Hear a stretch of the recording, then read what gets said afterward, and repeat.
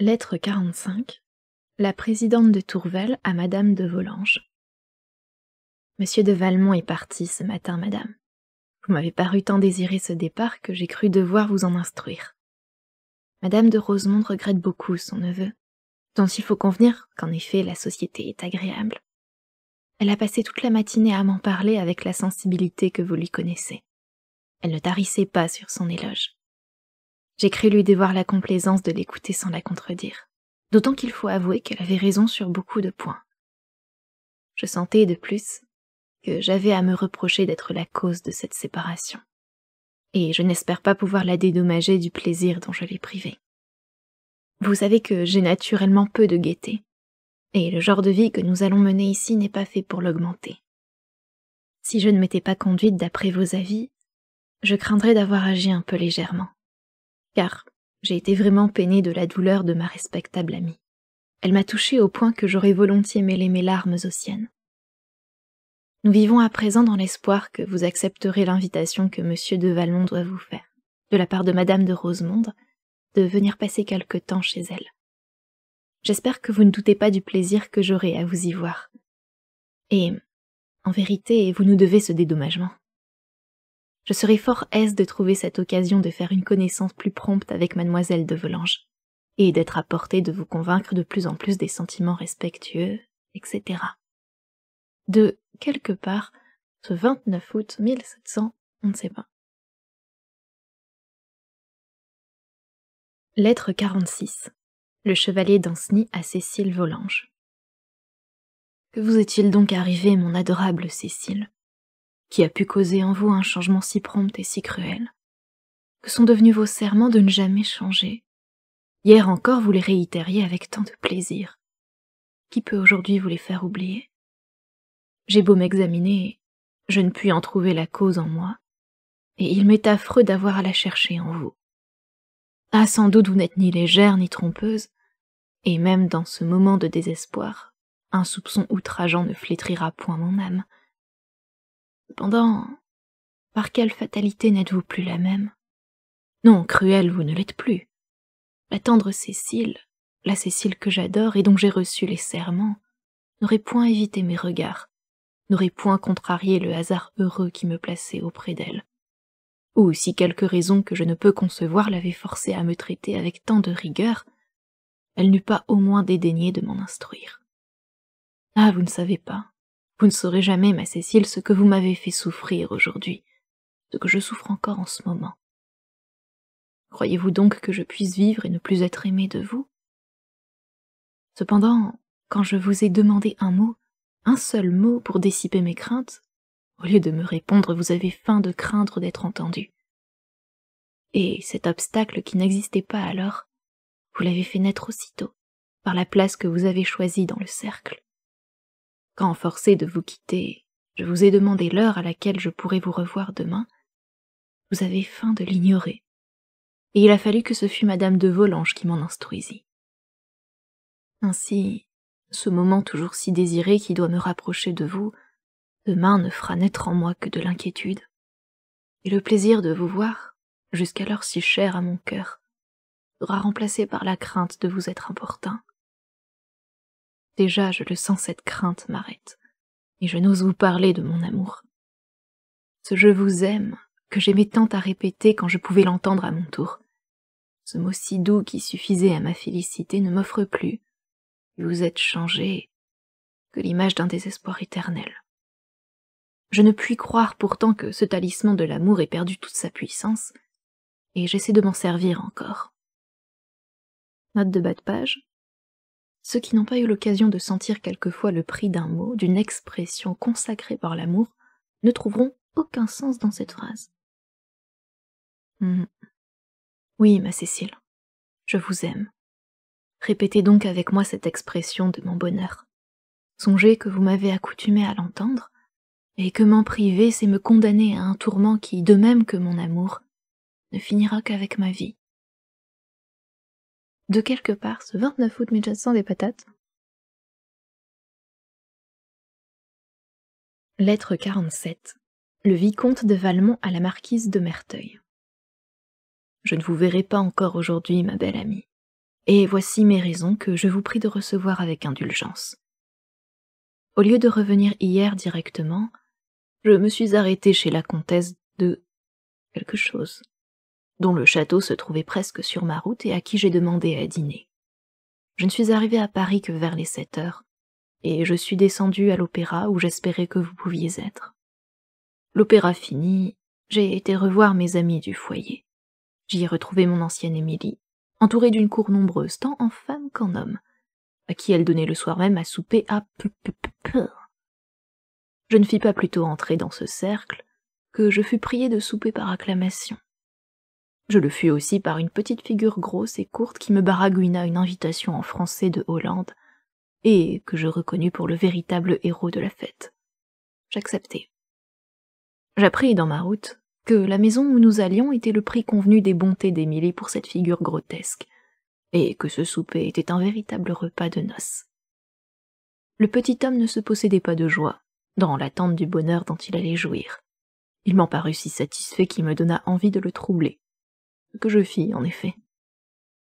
La seule difficulté que j'éprouvai fut de décider Émilie, que la richesse du bourgmestre rendait un peu scrupuleuse. Elle se prêta pourtant, après quelques façons, au projet que je donnai de remplir de vin ce petit tonneau à bière, et de le mettre ainsi hors de combat pour toute la nuit. L'idée sublime que nous nous étions formée d'un buveur hollandais nous fit employer tous les moyens connus. Nous réussîmes si bien qu'au dessert il n'avait déjà plus la force de tenir son verre.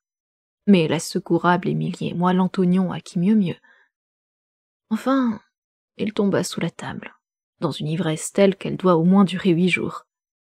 Nous nous décidâmes alors à le renvoyer à Paris, et comme il n'avait pas gardé sa voiture, je le fis charger dans la mienne et je restai à sa place.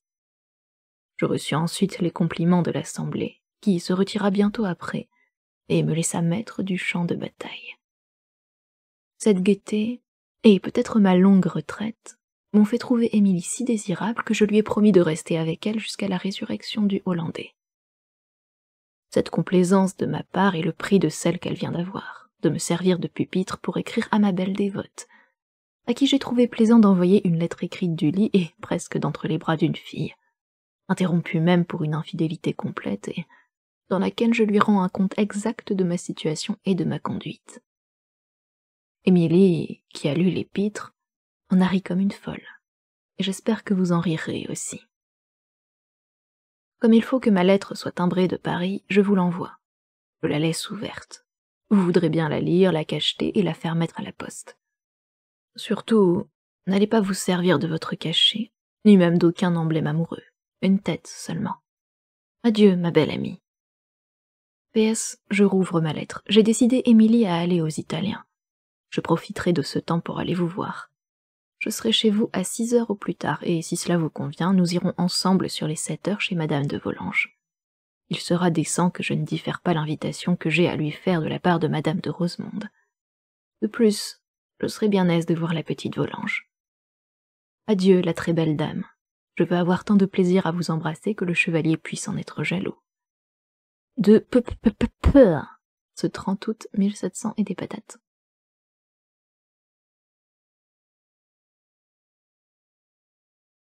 Lettre 48.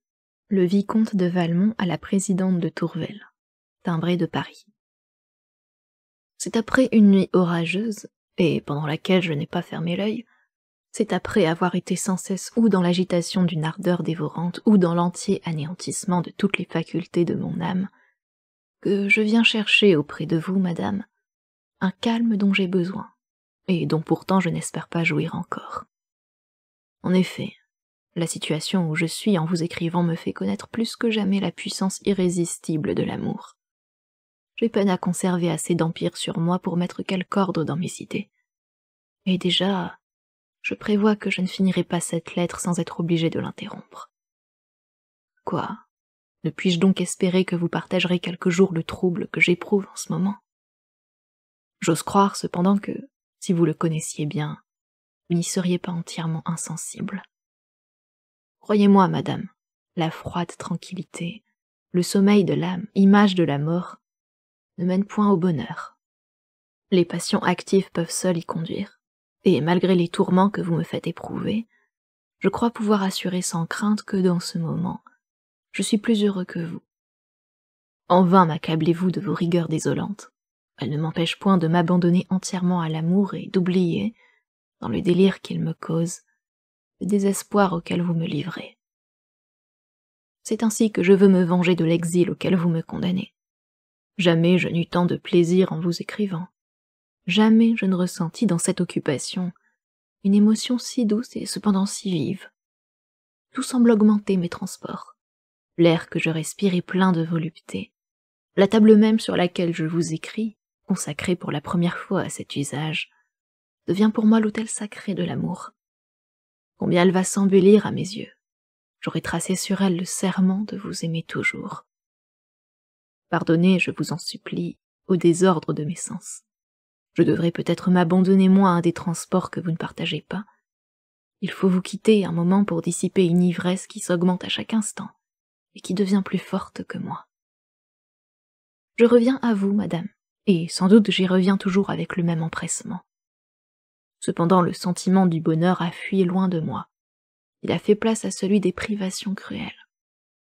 À quoi me sert-il de vous parler de mes sentiments si je cherche en vain les moyens de vous convaincre? Après tant d'efforts réitérés, la confiance et la force m'abandonnent à la fois. Si je me retrace encore les plaisirs de l'amour, c'est pour sentir plus vivement le regret d'en être privé. Je ne me vois de ressources que dans votre indulgence, et je sens trop dans ce moment combien j'en ai besoin pour espérer de l'obtenir. Cependant, jamais mon amour ne fut plus respectueux, jamais il ne dut moins vous offenser.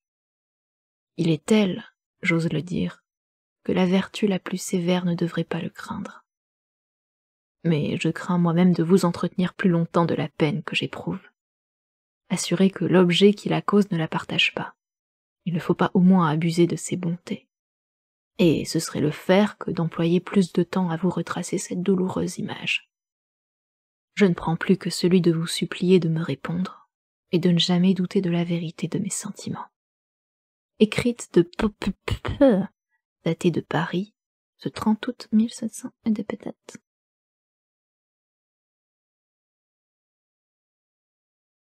Lettre 49. Cécile Volanges au chevalier d'Ancenis. Sans être ni légère ni trompeuse, il me suffit, monsieur, d'être éclairée sur ma conduite, pour sentir la nécessité d'en changer. J'en ai promis le sacrifice à Dieu, jusqu'à ce que je puisse lui offrir aussi celui de mes sentiments pour vous, que l'état religieux dans lequel vous êtes rend plus criminel encore. Je sens bien que cela me fera de la peine, et je ne vous cacherai même pas que depuis avant-hier j'ai pleuré toutes les fois que j'ai songé à vous.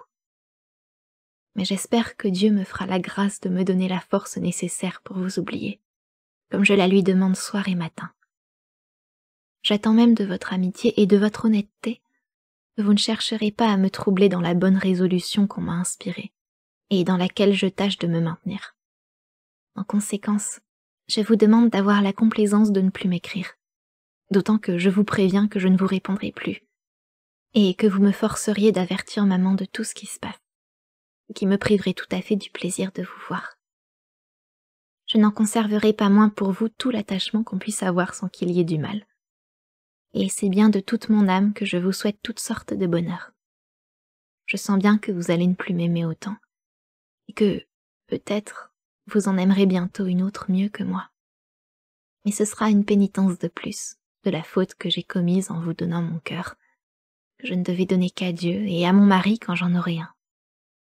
J'espère que la miséricorde divine aura pitié de ma faiblesse, et qu'elle ne me donnera de peine que ce que j'en pourrai supporter. Adieu, monsieur. Je peux bien vous assurer que si elle m'était permis d'aimer quelqu'un, ce ne serait jamais que vous que j'aimerais. Mais voilà tout ce que je peux vous dire, et c'est peut-être même plus que je ne devrais. De quelque part ce 31 août 1700 truc muche machin.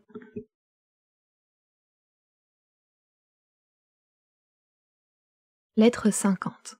La présidente de Tourvel au vicomte de Valmont. Est-ce donc ainsi, monsieur, que vous remplissez les conditions auxquelles j'ai consenti à recevoir quelquefois de vos lettres? Et puis-je ne pas avoir à m'en plaindre, quand vous ne m'y parlez que d'un sentiment auquel je craindrais encore de me livrer, Quand même, je le pourrais sans blesser tous mes devoirs. Au reste, si j'avais besoin de nouvelles raisons pour conserver cette crainte salutaire, il me semble que je pourrais les trouver dans votre dernière lettre. En effet, dans le moment même où vous croyez faire l'apologie de l'amour, que faites-vous au contraire que m'en montrer les orages redoutables? Qui peut vouloir d'un bonheur acheté au prix de la raison, et dont les plaisirs peu durables sont au moins suivis des regrets, quand ils ne le sont pas des remords? Vous-même, chez qui l'habitude de ce désir dangereux doit en diminuer l'effet, n'êtes-vous pas cependant obligé de convenir qu'il devient souvent plus fort que vous? Et n'êtes-vous pas le premier à vous plaindre du trouble involontaire qu'il vous cause? Quel ravage effrayant ne ferait-il donc pas sur un cœur neuf et sensible, qui ajouterait encore à son empire par la grandeur des sacrifices qu'il serait obligé de lui faire? Vous croyez, monsieur, ou vous feignez de croire, que l'amour mène au bonheur. Et moi, je suis si persuadée qu'il me rendrait malheureuse que je voudrais n'entendre jamais prononcer son nom. Il me semble que d'en parler seulement altère la tranquillité. Et c'est autant par le goût que par devoir que je vous prie de vouloir bien garder le silence sur ce point. Après tout, cette demande doit vous être bien facile à m'accorder à présent. De retour à Paris, vous y trouverez assez d'occasions d'oublier un sentiment qui, peut-être, n'a dû sa naissance qu'à l'habitude où vous êtes de vous occuper de semblables objets, et sa force qu'au désœuvrement de la campagne. N'êtes-vous donc pas dans ce même lieu, où vous m'aviez vu avec tant d'indifférence? Y pouvez-vous faire un pas sans y rencontrer un exemple de votre facilité à changer? Et n'y êtes-vous pas entouré de femmes qui, toutes, plus aimables que moi, ont plus de droit à vos hommages? Je n'ai pas la vanité qu'on reproche à mon sexe. J'ai encore moins cette fausse modestie qui n'est qu'un raffinement de l'orgueil. Et c'est de bien bonne foi que je vous dis ici que je me connais bien peu de moyens de plaire. Je les aurai tous que je ne les croirai pas suffisants pour vous fixer. Vous demandez de ne plus vous occuper de moi.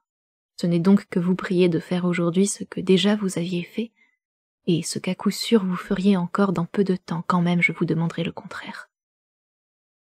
Cette vérité, que je ne perds pas de vue, serait à elle seule une raison assez forte pour ne pas vouloir vous entendre.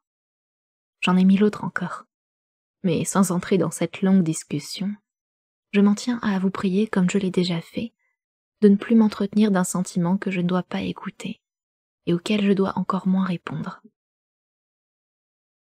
De quelque part ce 1er septembre 1702 étoiles.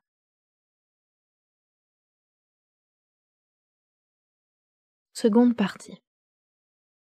Lettre 51. La marquise de Merteuil au vicomte de Valmont. En vérité, vicomte, vous êtes insupportable. Vous me traitez avec autant de légèreté que si j'étais votre maîtresse. Savez-vous que je me fâcherais, et que j'ai dans ce moment une humeur effroyable? Comment? Vous devez voir Danceny demain matin. Vous savez combien il est important que je vous parle avant cette entrevue, et sans vous inquiéter davantage, vous me laissez vous attendre toute la journée pour aller courir je ne sais où. Vous êtes cause que je suis arrivée indécemment tard chez madame de Volanges, et que toutes les vieilles femmes m'ont trouvée merveilleuse. Il m'a fallu leur faire des cajoleries toute la soirée pour les apaiser. Car il ne faut pas fâcher les vieilles femmes, ce sont elles qui font la réputation des jeunes. À présent, il est 1h du matin, et au lieu de me coucher comme j'en meurs d'envie, il faut que je vous écrive une longue lettre, qui va redoubler mon sommeil par l'ennui qu'elle me causera. Vous êtes bien heureux que je n'ai pas le temps de vous gronder davantage. N'allez pas croire pour cela que je vous pardonne. C'est seulement que je suis pressée. Écoutez-moi donc, je me dépêche. Pour peu que vous soyez adroit, vous devez avoir demain la confidence de Danceny. Le moment est favorable pour la confiance. C'est celui de malheur. La petite fille a été à confesse. Elle a tout dit, comme un enfant. Et depuis elle est tourmentée à un tel point de la peur du diable qu'elle le rompt absolument. Elle m'a raconté tous ses petits scrupules, avec une vivacité qui m'apprenait assez combien sa tête était montée. Elle m'a montré sa lettre de rupture, qui est une vraie capucinade. Elle a babillé 1 heure avec moi sans me dire un mot qui ait le sens commun. Mais elle ne m'en a pas moins embarrassée, car vous jugez que je ne pouvais risquer de m'ouvrir vis-à-vis d'une aussi mauvaise tête. J'ai vu, pourtant, au milieu de tout ce bavardage, qu'elle n'en aime pas moins son Danceny. J'ai remarqué même une de ces ressources qui ne manquent jamais à l'amour, et dont la petite fille est assez plaisamment la dupe. Tourmentée par le désir de s'occuper de son amant et par la crainte de se damner en s'en occupant, elle a imaginé de prier Dieu de le lui faire oublier. Et comme elle renouvelle cette prière à chaque instant du jour, elle trouve le moyen d'y penser sans cesse. Avec quelqu'un de plus usagé que Danceny, ce petit événement serait peut-être plus favorable que contraire. Mais le jeune homme est si céladon que, si nous ne l'aidons pas, il lui faudra tant de temps pour vaincre les plus légers obstacles qu'il ne nous laissera pas celui d'effectuer notre projet. Vous avez bien raison. C'est dommage, et je suis aussi fâchée que vous qu'elle soit le héros de cette aventure. Mais que voulez-vous? Ce qui est fait est fait. Et c'est votre faute. J'ai demandé à voir sa réponse. Note de bas de page. Cette lettre ne s'est pas retrouvée. Quel dommage. Elle m'a fait pitié. Il lui fait des raisonnements à perte d'haleine pour lui prouver qu'un sentiment involontaire ne peut pas être un crime, comme s'il ne cessait pas d'être involontaire du moment qu'on cesse de le combattre. Cette idée est si simple qu'elle est venue même à la petite fille. Il se plaint de son malheur d'une manière assez touchante, et sa douleur est si douce, et paraît si forte et si sincère qu'il me semble impossible qu'une femme qui trouve l'occasion de désespérer un homme à ce point, et avec aussi peu de danger, ne soit pas tentée de s'en passer la fantaisie. Il lui explique enfin qu'il n'est pas moine, comme la petite le croyait, et c'est sans contredit ce qu'il fait de mieux. Car pour faire tant que de se livrer à l'amour monastique, assurément, messieurs les chevaliers de Malte ne mériteraient pas la préférence. Quoi qu'il en soit, au lieu de perdre mon temps en raisonnements qui m'auraient compromise, et, peut-être sans persuader, j'ai approuvé le projet de rupture. Mais j'ai dit qu'il était plus honnête en pareil cas de dire ses raisons que de les écrire, qu'il était d'usage aussi de rendre les lettres et les autres bagatelles qu'on pouvait avoir reçues, et paraissant entrer ainsi dans les vues de la petite personne, je l'ai décidé à donner un rendez-vous à Danceny. Nous en avons sur le champ concerté les moyens, et je me suis chargée de décider la mère à sortir sans sa fille.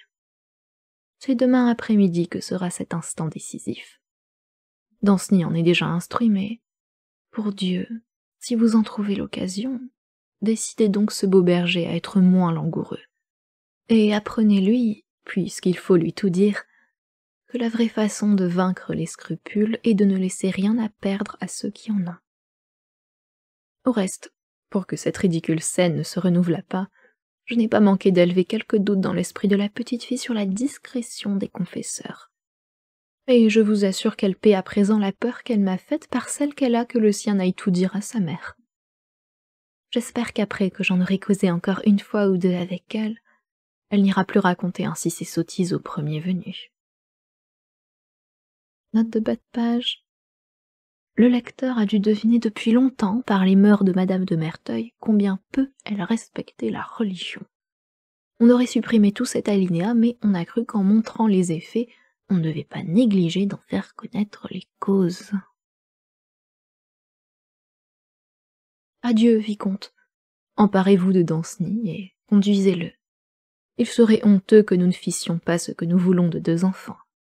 Si nous y trouvons plus de peine que nous ne l'avions cru d'abord, songeons, pour animer notre zèle, vous, qu'il s'agit de la fille de Madame de Volanges, et moi, qu'elle doit devenir la femme de Gercourt. Adieu. De quelque part ce 2 septembre 1700, truc machin.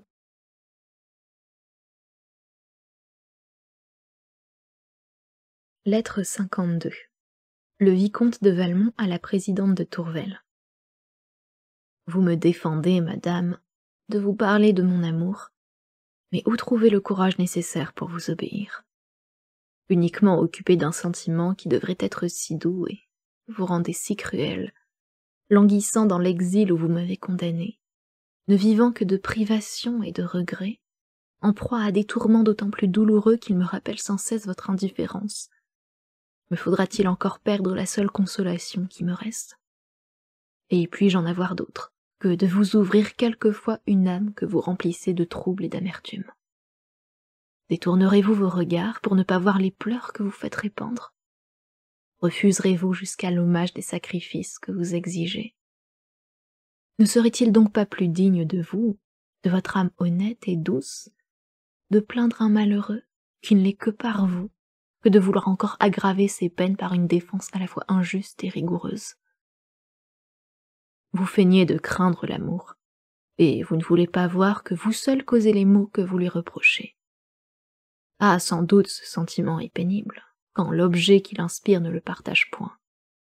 Mais où trouver le bonheur si un amour réciproque ne le procure pas? L'amitié tendre, la douce confiance est la seule qui soit sans réserve, les peines adoucies, les plaisirs augmentés, l'espoir enchanteur, les souvenirs délicieux, vous les trouvez ailleurs que dans l'amour.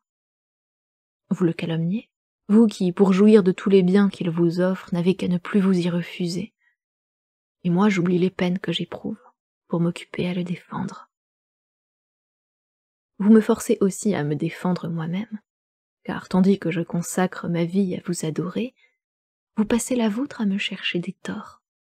Déjà vous me supposez léger et trompeur, et abusant contre moi de quelques erreurs, dont moi-même je vous ai fait l'aveu, vous vous plaisez à confondre ce que j'étais alors avec ce que je suis à présent. Non contente de m'avoir livrée au tourment de vivre loin de vous, vous y joignez un persiflage cruel, sur des plaisirs auxquels vous savez assez combien vous m'avez rendu insensible. Vous ne croyez ni à mes promesses, ni à mes serments. Eh bien, il me reste un garant à vous offrir, qu'au moins vous ne suspecterez pas. C'est vous-même. Je ne vous demande que de vous interroger de bonne foi. Si vous ne croyez pas à mon amour, si vous doutez un moment de régner seul sur mon âme, si vous n'êtes pas assuré d'avoir fixé ce cœur, en effet jusqu'ici trop volage, je consens à porter la peine de cette erreur.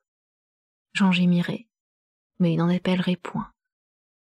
Mais si, au contraire, nous rendant justice à tous deux, vous êtes forcés de convenir avec vous-même que vous n'aurez jamais de rival, ne m'obligez plus, je vous supplie, à combattre des chimères, et laissez-moi au moins cette consolation de vous voir ne plus douter d'un sentiment qui, en effet, ne peut finir qu'avec ma vie. Permettez-moi, madame, de vous prier de répondre positivement à cet article de ma lettre. Si j'abandonne cependant cette époque de ma vie, qui paraît me nuire si cruellement auprès de vous, ce n'est pas qu'au besoin les raisons me manquassent pour la défendre.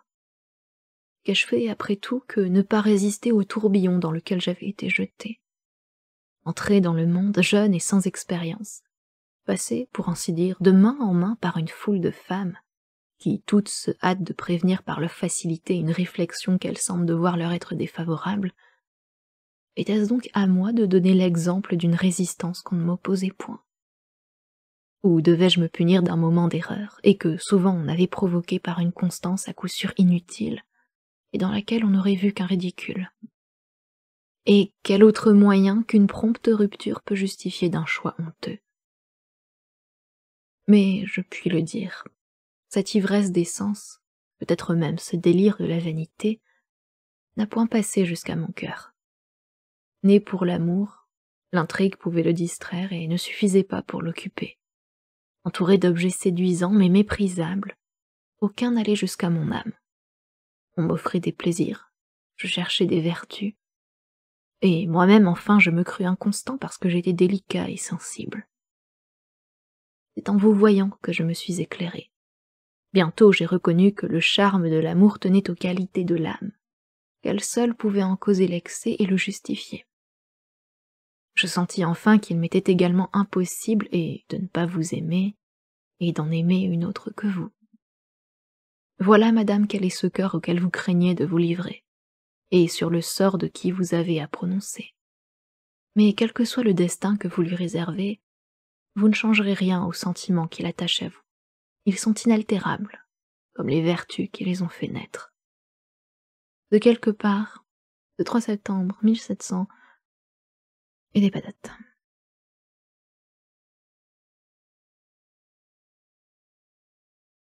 Lettre 53. Le vicomte de Valmont à la marquise de Merteuil. J'ai vu Danceny, mais je n'en ai obtenu qu'une demi-confidence. Il s'est obstiné surtout à me taire le nom de la petite Volanges, dont il ne m'a parlé que comme d'une femme très sage, et même un peu dévote. À cela près, il m'a raconté avec assez de vérité son aventure, et surtout le dernier événement. Je l'ai échauffé autant que j'ai pu, et l'ai beaucoup plaisanté sur sa délicatesse et ses scrupules. Mais il paraît qu'il y tient, et je ne puis pas répondre de lui. Au reste, je pourrais vous en dire davantage après-demain. Je le mène demain à Versailles et je m'occuperai à le scruter pendant la route. Le rendez-vous qui doit avoir eu lieu aujourd'hui me donne aussi quelque espérance. Il se pourrait que tout s'y fût passé à notre satisfaction. Et peut-être ne nous reste-t-il à présent qu'à en arracher l'aveu et à en recueillir les preuves. Cette besogne vous sera plus facile qu'à moi, car la petite personne est plus confiante, ou, ce qui revient au même, plus bavarde que son discret amoureux. Cependant, j'y ferai mon possible. Adieu, ma belle amie. Je suis fort pressée. Je ne vous verrai ni ce soir ni demain. Si de votre côté vous avez su quelque chose, écrivez-moi un mot pour mon retour. Je reviendrai sûrement coucher à Paris. De quelque part, ce 3 septembre, 1100 des patates, au soir. Lettre 54. La marquise de Merteuil au vicomte de Valmont. Ah, oui, c'est bien avec Danceny qu'il y a quelque chose à savoir. S'il vous l'a dit, il s'est vanté. Je ne connais personne si bête en amour, et je me reproche de plus en plus les bontés que nous avons pour lui. Savez-vous que j'ai pensé être compromise par rapport à lui, et que ce soit en pure perte? Oh, je m'en vengerai, je le promets. Quand j'arrivai hier pour prendre madame de Volanges, elle ne voulait plus sortir. Elle se sentait incommodée. Il me fallut toute mon éloquence pour la décider, et je vis le moment que Danceny serait arrivé avant notre départ, ce qui eût été d'autant plus gauche que madame de Volanges lui avait dit la veille qu'elle ne serait pas chez elle. Sa fille et moi, nous étions sur les épines. Nous sortîmes enfin, et la petite me serra la main si affectueusement en me disant adieu que, malgré son projet de rupture, dont elle croyait de bonne foi s'occuper encore, j'augurais des merveilles pour la soirée. Je n'étais pas au bout de mes inquiétudes. Il y avait à peine une demi-heure que nous étions chez madame de Propremata, que madame de Volanges se trouva mal, en effet. Mais sérieusement mal. Et comme de raison, elle voulait rentrer chez elle. Moi, je le voulais d'autant moins que j'avais peur, si nous surprenions les jeunes gens, comme il y avait tout à parier, que mes instances auprès de la mère pour la faire sortir ne lui devinssent suspectes. Je pris le parti de l'effrayer sur sa santé, ce qui heureusement n'est pas difficile. Et je la tins 1h30 sans consentir à la ramener chez elle, dans la crainte que je feignis d'avoir du mouvement dangereux de la voiture. Nous ne rentrâmes enfin qu'à l'heure convenue. À l'air honteux que je remarquai en arrivant, j'avoue que j'espérais qu'au moins mes peines n'auraient pas été perdues. Le désir que j'avais d'être instruite me fit rester auprès de madame de Volanges qui se coucha aussitôt, et après avoir soupé auprès de son lit, nous la laissâmes de très bonne heure, sous le prétexte qu'elle avait besoin de repos, et nous passâmes dans l'appartement de sa fille. Celle-ci a fait de son côté tout ce que j'attendais d'elle. Scrupules évanouis, nouveaux serments d'aimer toujours, etc., etc. Elle s'est enfin exécutée de bonne grâce. Mais le sot Danceny n'a pas passé d'une ligne le point où il était auparavant. Oh, l'on peut se brouiller avec celui-là. Les raccommodements ne sont pas dangereux. La petite assure pourtant qu'il voulait davantage, mais qu'elle a su se défendre. Je parierais bien qu'elle se vante ou qu'elle l'excuse. Je m'en suis même presque assurée. En effet, il m'a pris fantaisie de savoir à quoi m'en tenir sur la défense dont elle était capable. Et moi, simple femme, de propos en propos, j'ai monté sa tête au point. Enfin, vous pouvez m'en croire, jamais personne ne fut plus susceptible d'une surprise d'essence. Elle est vraiment aimable, cette chère petite. Elle méritait un autre amant. Elle aura au moins une bonne amie, car je m'attache sincèrement à elle. Je lui ai promis de la former, et je crois que je lui tiendrai parole. Je me suis souvent aperçue du besoin d'avoir une femme dans ma confidence, et j'aimerais mieux celle-là qu'une autre. Mais je ne puis en rien faire tant qu'elle ne sera pas ce qu'il faut qu'elle soit, et c'est une raison de plus d'en vouloir à Danceny. Adieu, vicomte. Ne venez pas chez moi demain, à moins que ce ne soit le matin. J'ai cédé aux instances du chevalier pour une soirée de petite maison. De quelque part, ce 4 septembre 1700 de patata.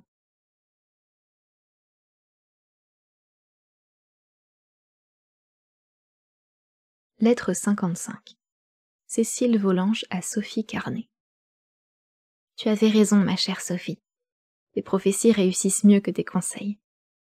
Danceny, comme tu l'avais prédit, a été plus fort que le confesseur, que toi, que moi-même, et nous voilà revenus exactement où nous en étions. Je ne m'en repens pas. Et toi, si tu m'en grondes, ce sera faute de savoir le plaisir qu'il y a à aimer Danceny. Il t'est bien aisé de dire comme il faut faire. Rien ne t'en empêche. Mais si tu avais éprouvé combien le chagrin de quelqu'un qu'on aime nous fait mal, comment sa joie devient la nôtre, et comment il est difficile de dire non quand c'est oui que l'on veut dire, tu ne t'étonnerais plus de rien. Moi-même qui l'ai senti, bien vivement senti, je ne le comprends pas encore. Crois-tu par exemple que je puisse voir pleurer Danceny sans pleurer moi-même? Je t'assure bien que cela m'est impossible. Et quand il est content, je suis heureuse comme lui. Tu auras beau dire, ce qu'on dit ne change pas ce qui est. Et je suis bien sûre que c'est comme ça. Je voudrais te voir à ma place. Non, ce n'est pas là ce que je veux dire, car sûrement je ne voudrais céder ma place à personne. Mais je voudrais que tu aimasses aussi quelqu'un. Ce ne serait pas seulement pour que tu m'entendisses mieux et que tu me grondasses moins, car c'est qu'aussi tu serais plus heureuse. Ou pour mieux dire, tu commencerais seulement alors à le devenir. Nos amusements, nos rires, tout cela, vois-tu, ce ne sont que des jeux d'enfants. Il n'en reste rien après qu'ils sont passés. Mais l'amour, l'amour, un mot, un regard, seulement de le savoir là, eh bien, c'est le bonheur. Quand je vois Danceny, je ne désire plus rien. Quand je ne le vois pas, je ne désire que lui. Je ne sais comment cela se fait, mais on dirait que tout ce qui me plaît lui ressemble. Quand il n'est pas avec moi, j'y songe. Et quand je peux y songer tout à fait, sans distraction, quand je suis toute seule par exemple, je suis encore heureuse. Je ferme les yeux et tout de suite je crois le voir. Je me rappelle ses discours et je crois l'entendre. Cela me fait soupirer. Et puis je sens un feu, une agitation. Je ne saurais tenir en place. C'est comme un tourment, et ce tourment-là fait un plaisir inexprimable. Je crois même que quand une fois on a de l'amour, cela se répand jusque sur l'amitié. Celle que j'ai pour toi n'a pourtant pas changé, c'est toujours comme au couvent, mais ce que je te dis, je l'éprouve avec Madame de Merteuil. Il me semble que je l'aime plus comme Danceny que comme toi. Et quelquefois je voudrais qu'elle fût lui. Cela vient peut-être de ce que ce n'est pas une amitié d'enfant comme la nôtre, ou bien de ce que je les vois si souvent ensemble, ce qui fait que je me trompe. Enfin, ce qu'il y a de vrai, c'est qu'à eux deux, ils me rendent bien heureuse. Et après tout, je ne crois pas qu'il y ait grand mal à ce que je fais. Aussi, je ne demanderai qu'à rester comme je suis. Et il n'y a que l'idée de mon mariage qui me fasse de la peine. Car si monsieur de Gercourt est comme on me l'a dit, et je n'en doute pas, je ne sais pas ce que je deviendrai.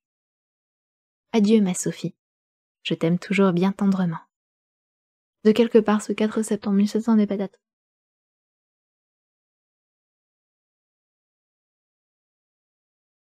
Lettre 56. La présidente de Tourvel au vicomte de Valmont. À quoi vous servirait, monsieur, la réponse que vous me demandez? Croire à vos sentiments ne serait-ce pas une raison de plus pour les craindre? Et sans attaquer ni défendre leur sincérité, ne me suffit-il pas, ne doit-il pas vous suffire à vous-même de savoir que je ne veux ni ne dois y répondre? Supposez que vous m'aimiez véritablement, et c'est seulement pour ne plus revenir sur cet objet que je consens à cette supposition. Les obstacles qui nous séparent en seraient-ils moins insurmontables? Et aurais-je autre chose à faire qu'à souhaiter que vous puissiez bientôt vaincre cet amour? Et surtout, à vous y aider de tout mon pouvoir en me hâtant de vous ôter toute espérance. Vous convenez vous-même que ce sentiment est pénible quand l'objet qui l'inspire ne le partage point. Or, vous savez assez qu'il m'est impossible de le partager. Et quand même ce malheur m'arriverait, j'en serai plus à plaindre sans que vous en fussiez plus heureux. J'espère que vous m'estimez assez pour n'en pas douter un instant. Cessez donc, je vous en conjure, cessez de vouloir troubler un cœur à qui la tranquillité est si nécessaire. Ne me forcez pas à regretter de vous avoir connu.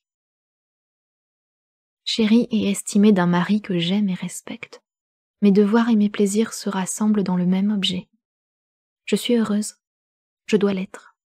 S'il existe des plaisirs plus vifs, je ne les désire pas. Je ne veux point les connaître. En est-il de plus doux que d'être en paix avec soi-même, de n'avoir que des jours sereins, de s'endormir sans trouble et de s'éveiller sans remords? Ce que vous appelez le bonheur n'est qu'un tumulte des sens, un orage des passions dont le spectacle est effrayant, même à le regarder du rivage. Et comment affronter ces tempêtes? Comment oser s'embarquer sur une mer couverte des débris de 1000 et 1000 naufrages? Et avec qui? Non, monsieur, je reste à terre. Je chéris les liens qui m'y attachent. Je pourrais les rompre que je ne le voudrais pas. Si je ne les avais, je me hâterais de les prendre. Pourquoi vous attacher à mes pas? Pourquoi vous obstiner à me suivre? Vos lettres, qui devaient être rares, se succèdent avec rapidité. Elles devaient être sages, et vous ne m'y parlez que de votre fol amour. Vous m'entourez de votre idée plus que vous ne le faisiez de votre personne. Écarté sous une forme, vous vous reproduisez sous une autre. Les choses qu'on vous demande de ne plus dire, vous les redites seulement d'une autre manière. Vous vous plaisez à m'embarrasser par des raisonnements captieux. Vous échappez aux miens. Je ne veux plus vous répondre, je ne vous répondrai plus. Comme vous traitez les femmes que vous avez séduites, avec quel mépris vous en parlez. Je veux croire que quelques-unes le méritent. Mais toutes sont-elles donc si méprisables? Ah, sans doute, puisqu'elles ont trahi leur devoir pour se livrer à un amour criminel. De ce moment, elles ont tout perdu, jusqu'à l'estime de celui à qui elles ont tout sacrifié. Ce supplice est juste, mais l'idée seule en fait frémir. Que m'importe après tout? Pourquoi m'occuperais-je d'elle ou de vous? De quel droit venez-vous troubler ma tranquillité? Laissez-moi. Ne me voyez plus, ne m'écrivez plus, je vous en prie. Je l'exige. Cette lettre est la dernière que vous recevrez de moi. De quelque part, ce 5 septembre 1700 et patates.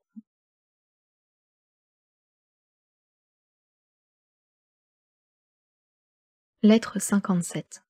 Le vicomte de Valmont à la marquise de Merteuil. J'ai trouvé votre lettre hier à mon arrivée. Votre colère m'a tout à fait réjoui. Vous ne sentiriez pas plus vivement les torts de Danceny quand il les aurait eus vis-à-vis de vous. C'est sans doute par vengeance que vous accoutumez sa maîtresse à lui faire de petites infidélités. Vous êtes un bien mauvais sujet. Oui, vous êtes charmante, et je ne m'étonne pas qu'on vous résiste moins qu'à Danceny. Enfin, je le sais par cœur, ce beau héros de roman. Il n'a plus de secret pour moi. Je lui ai tant dit que l'amour honnête était le bien suprême, qu'un sentiment valait mieux que 10 intrigues, que j'étais moi-même dans ce moment amoureux et timide. Il m'a trouvé enfin une façon de penser si conforme à la sienne que dans l'enchantement où il était de ma candeur, il m'a tout dit, et m'a juré une amitié sans réserve. Nous n'en sommes guère plus avancés pour notre projet. D'abord, il m'a paru que son système était qu'une demoiselle mérite beaucoup plus de ménagement qu'une femme, comme ayant plus à perdre. Il trouve surtout que rien ne peut justifier un homme de mettre une fille dans la nécessité de l'épouser ou de vivre déshonorée, quand la fille est infiniment plus riche que l'homme, comme dans le cas où il se trouve. La sécurité de la mère, la candeur de la fille, tout l'intimide et l'arrête. L'embarras ne serait point de combattre ces raisonnements, quelque vrai qu'ils soient. Avec un peu d'adresse et aidé par la passion, on les aurait bientôt détruits, d'autant qu'ils prêtent au ridicule et qu'on aurait pour soi l'autorité de l'usage. Mais ce qui empêche qu'il n'y ait de prise sur lui, c'est qu'il se trouve heureux comme il est. En effet, si les premiers amours paraissent en général plus honnêtes, et comme on dit plus purs, s'ils sont au moins plus lents dans leur marche, ce n'est pas comme on le pense délicatesse ou timidité. C'est que le cœur, étonné par un sentiment inconnu, s'arrête pour ainsi dire à chaque pas pour jouir du charme qu'il éprouve, et que ce charme est si puissant sur un cœur neuf qu'il l'occupe au point de lui faire oublier tout autre plaisir. Cela est si vrai qu'un libertin amoureux, si un libertin peut l'être, devient de ce moment même moins pressé de jouir. Et qu'enfin, entre la conduite de Danceny avec la petite Volanges et la mienne avec la prude Madame de Tourvel, il n'y a que la différence du plus au moins. Il aurait fallu, pour réchauffer notre jeune homme, plus d'obstacles qu'il n'en a rencontrés. Surtout qu'il eût eu besoin de plus de mystère, car le mystère mène à l'audace. Je ne suis pas éloigné de croire que vous nous avez nui en le servant si bien. Votre conduite eût été excellente avec un homme usagé, qui n'eût eu que des désirs, mais vous auriez pu prévoir que pour un homme jeune, honnête et amoureux, le plus grand prix des faveurs est d'être la preuve de l'amour, et que par conséquent plus il serait sûr d'être aimé, moins il serait entreprenant. Que faire à présent? Je n'en sais rien. Mais je n'espère pas que la petite soit prise avant le mariage, et nous en serons pour nos frais. J'en suis fâchée, mais je n'y vois pas de remède. Pendant que je disserte ici, vous faites mieux avec votre chevalier. Cela me fait songer que vous m'avez promis une infidélité en ma faveur. J'en ai votre promesse par écrit, et je ne veux pas en faire un billet de la châtre. Je conviens que l'échéance n'est pas encore arrivée, mais il serait généreux à vous de ne pas l'attendre. Et de mon côté, je vous tiendrai compte des intérêts. Qu'en dites-vous, ma belle amie? Est-ce que vous n'êtes pas fatiguée de votre constance? Ce chevalier est donc bien merveilleux. Oh, laissez-moi faire. Je veux vous forcer de convenir que si vous lui avez trouvé quelque mérite, c'est que vous m'aviez oublié. Adieu, ma belle amie. Je vous embrasse comme je vous désire. Je défie tous les baisers du chevalier d'avoir autant d'ardeur. De quelque part ce 5 septembre 1700 des patates.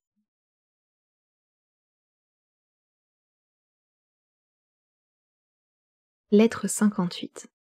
Le vicomte de Valmont à la présidente de Tourvel. Par où ai-je donc mérité, madame, et les reproches que vous me faites et la colère que vous me témoignez? L'attachement le plus vif et pourtant le plus respectueux, la soumission la plus entière à vos moindres volontés. Voilà en 2 mots l'histoire de mes sentiments et de ma conduite. Accablé par les peines d'un amour malheureux, je n'avais d'autre consolation que celle de vous voir. Vous m'avez ordonné de m'en priver.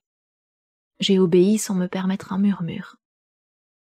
Pour prix de ce sacrifice, vous m'avez permis de vous écrire. Et aujourd'hui vous voulez m'ôter cet unique plaisir. Me le laisserais-je ravir sans essayer de le défendre? Non, sans doute. Et comment ne serait-il pas cher à mon cœur? C'est le seul qui me reste, et je le tiens de vous. Mes lettres, dites-vous, sont trop fréquentes.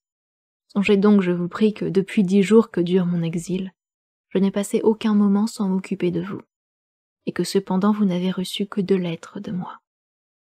Je ne vous y parle que de mon amour, et que puis-je dire que ce que je pense? Tout ce que j'ai pu faire a été d'en affaiblir l'expression, et vous pouvez m'en croire. Je ne vous en ai laissé voir que ce qu'il m'a été impossible d'en cacher. Vous me menacez enfin de ne plus me répondre. Ainsi l'homme qui vous préfère à tout, et qui vous respecte encore plus qu'il ne vous aime, non contente de le traiter avec rigueur, vous voulez y joindre le mépris. Et pourquoi ces menaces et ce courroux? Qu'en avez-vous besoin? N'êtes-vous pas sûr d'être obéi, même dans vos ordres injustes? M'est-il donc possible de contrarier aucun de vos désirs? Et ne l'ai-je pas déjà prouvé? Mais abuserez-vous de cet empire que vous avez sur moi? Après m'avoir rendu malheureux, après être devenu injuste, vous sera-t-il donc bien facile de jouir de cette tranquillité que vous assurez vous être si nécessaire? Ne vous diriez-vous jamais: il m'a laissé maîtresse de son sort et j'ai fait son malheur. Il implorait mes secours et je l'ai regardé sans pitié. Savez-vous jusqu'où peut aller mon désespoir? Non. Pour calculer mes maux, il faudrait savoir à quel point je vous aime, et vous ne connaissez pas mon cœur. À quoi me sacrifiez-vous? À des craintes chimériques. Et qui vous les inspire? Un homme qui vous adore. Un homme sur qui vous ne cesserez jamais d'avoir un empire absolu. Que craignez-vous? Que pouvez-vous craindre d'un sentiment que vous serez toujours maîtresse de diriger à votre gré? Mais votre imagination se crée des monstres, et l'effroi qu'ils vous causent, vous l'attribuez à l'amour. un peu de confiance, et ces fantômes disparaîtront. Un sage a dit que pour dissiper ses craintes, il suffisait presque toujours d'en approfondir la cause. Note de bas de page. On croit que c'est Rousseau dans Émile, mais la citation n'est pas exacte et l'application qu'en fait Valmont est bien fausse. Et puis, Madame de Tourvel avait-elle lu Émile? Bonne question. C'est surtout en amour que cette vérité trouve son application. Aimez, et vos craintes s'évanouiront. À la place des objets qui vous effraient, vous trouverez un sentiment délicieux, un amant tendre et soumis. Et tous vos jours, marqués par le bonheur, ne vous laisseront d'autre regret que d'en avoir perdu quelques-uns dans l'indifférence. Moi-même, depuis que, revenu de mes erreurs, je n'existe plus que pour l'amour, je regrette un temps que je croyais avoir passé dans les plaisirs. Et je sens que c'est à vous seul qu'il appartient de me rendre heureux. Mais, je vous en supplie, que le plaisir que je trouve à vous écrire ne soit plus troublé par la crainte de vous déplaire. Je ne veux pas vous désobéir, mais je suis à vos genoux. J'y réclame le bonheur que vous voulez me ravir, le seul que vous m'avez laissé.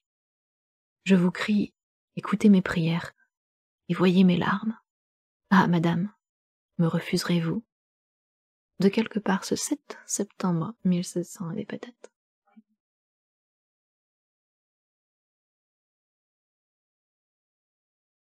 Lettre 59. Le vicomte de Valmont à la marquise de Merteuil. Apprenez-moi, si vous savez, ce que signifie ce rat d'otage de Danceny. Est-il donc arrivé et qu'est-ce qu'il a perdu? Sa belle s'est peut-être fâchée de son respect éternel. Il faut être juste, on se fâcherait à moins. Que lui dirais-je ce soir au rendez-vous qu'il me demande et que je lui ai donné à tout hasard? Assurément, je ne perdrai pas mon temps à écouter ses doléances, si cela ne doit nous mener à rien. Les complaintes amoureuses ne sont bonnes à entendre qu'en récitatif obligé ou en grandes ariettes. Instruisez-moi donc de ce qui est et de ce que je dois faire, ou bien je déserte, pour éviter l'ennui que je prévois. Pourrais-je causer avec vous ce matin? Si vous êtes occupé, au moins écrivez-moi un mot et donnez-moi les réclames de mon rôle. Où étiez-vous donc hier? Je ne parviens plus à vous voir. En vérité, ce n'était pas la peine de me retenir à Paris au mois de septembre. Décidez-vous pourtant, car je viens de recevoir une invitation fort pressante de la comtesse de Bleu pour aller la voir à la campagne. Et comme elle me le mande assez plaisamment, son mari a le plus beau bois du monde qu'il conserve soigneusement pour les plaisirs de ses amis. Or, vous savez que j'ai bien quelques droits sur ce bois-là, et j'irai le revoir si je ne vous suis pas utile. Adieu. Songez que Danceny sera chez moi sur les 4 heures. De quelque part ce 8 septembre 1700 des patates.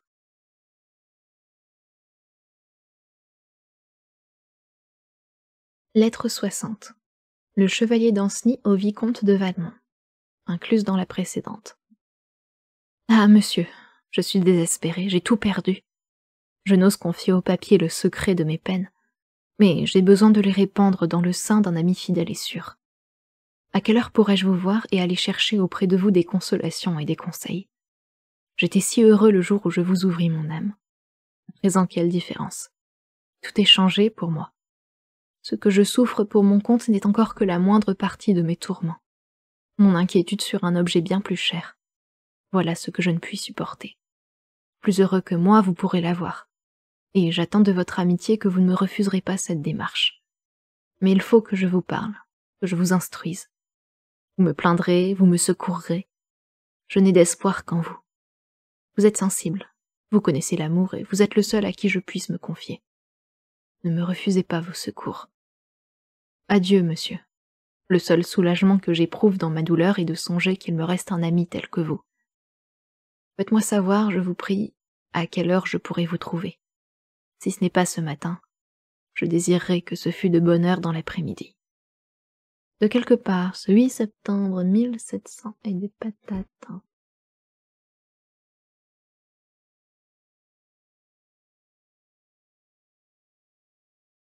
Lettre 61. Cécile Volanges à Sophie Carnet. Ma chère Sophie, plainte à Cécile. Ta pauvre Cécile. Elle est bien malheureuse. Maman sait tout. Je ne conçois pas comment elle a pu se douter de quelque chose, et pourtant elle a tout découvert. Hier au soir, maman me parut bien avoir un peu d'humeur, mais je n'y fis pas grande attention. Et même en attendant que sa partie fût finie, je causai très gaiement avec madame de Merteuil qui avait soupé ici, et nous parlâmes beaucoup de Danceny. Je ne crois pourtant pas qu'on ait pu nous entendre. Elle s'en alla et je me retirai dans mon appartement. Je me déshabillai quand maman entra et fit sortir ma femme de chambre. Elle me demanda la clé de mon secrétaire. Le ton dont elle me fit cette demande me causa un tremblement si fort que je pouvais à peine me soutenir. Je faisais semblant de ne la pas trouver, mais enfin, il fallut obéir. Le premier tiroir qu'elle ouvrit fut justement celui où étaient les lettres du chevalier Danceny. J'étais si troublée que, quand elle me demanda ce que c'était, je ne sus lui répondre autre chose, sinon que ce n'était rien. Mais quand je la vis commencer à lire celle qui se présentait la première, je n'eus que le temps de gagner un fauteuil, et je me trouvai mal au point que je perdis connaissance. Aussitôt que je revins à moi, ma mère, qui avait appelé ma femme de chambre, se retira, en me disant de me coucher. Elle a emporté toutes les lettres de Danceny. Je frémis toutes les fois que je songe qu'il me faudra reparaître devant elle. Je n'ai fait que pleurer toute la nuit. Je t'écris au point du jour dans l'espoir que Joséphine viendra. Je peux lui parler seule. Je la prierai de remettre chez madame de Merteuil un petit billet que je vais lui écrire. Sinon, je le mettrai dans ta lettre, et tu voudras bien l'envoyer comme de toi. Ce n'est que d'elle que je puis recevoir quelque consolation.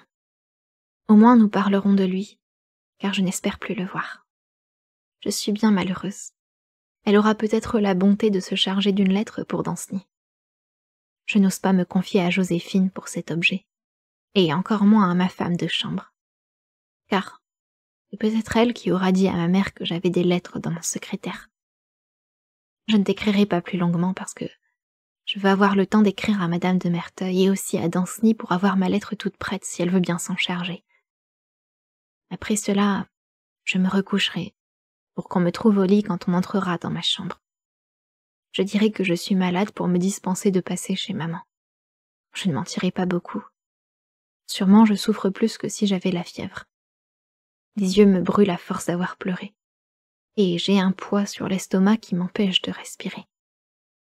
Quand je songe que je ne verrai plus Danceny, je voudrais être morte. Adieu, ma chère Sophie. Je ne peux t'en dire davantage, les larmes me suffoquent. De quelque part ce 7 septembre 1700, patate. Nota, on a supprimé la lettre de Cécile Volanges à la marquise parce qu'elle ne contenait que les mêmes faits de la lettre précédente et avec moins de détails. Celle au chevalier Danceny ne s'est point retrouvée.